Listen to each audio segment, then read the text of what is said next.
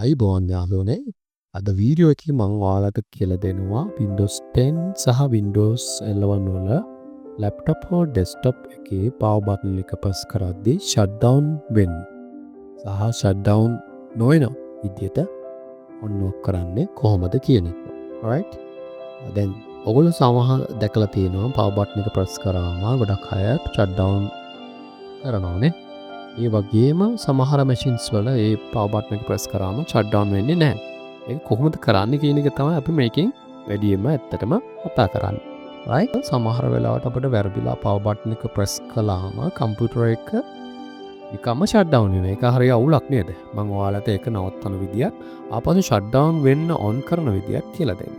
right? පළවෙනි පියවර වශයෙන් අපි කෙලින්ම control panel එකට යන්න ඕනේ. ඒකේ control panel එක open කරගෙන මොකද කරගන්න search box එකට ගිහිල්ලා control panel කියලා type කරන්න. simply අපිට පුළුවන් ඒක කරන්න.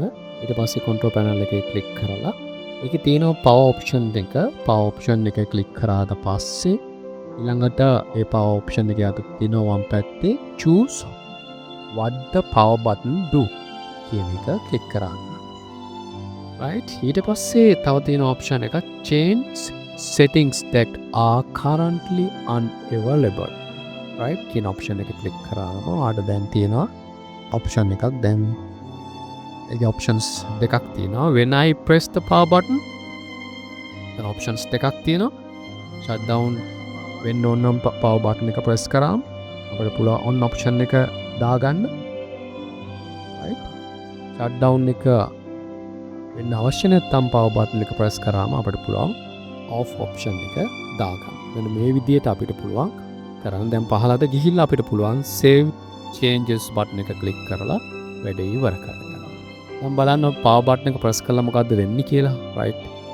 ඕනට automaticallyම power button එක press කරාම shutdown වෙන්න ඕනේ කියලා on කරලා තිබුණා නම්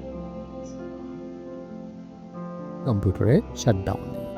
එහෙම ඔයාලට අයින් කරගන්න ඕන නම් power button එක press කරාම shutdown වෙන්න ඕනේ නැත්නම් ඔයාලට ඒක off කරලා වැඩේ ඉවර කරගන්න පුළුවන්. ඔයාලට මේ වීඩියෝ එක වැදගත් වුණා නම් like එකක් කරගන්න, share කරගන්න, අලුත් වීඩියෝ බලන්න ඕන නම් subscribe කරගන්න. මෙන්න මේ වීඩියෝ එකෙන් නැවත හමුවෙමු. ස්තුතියි යාළුවනේ.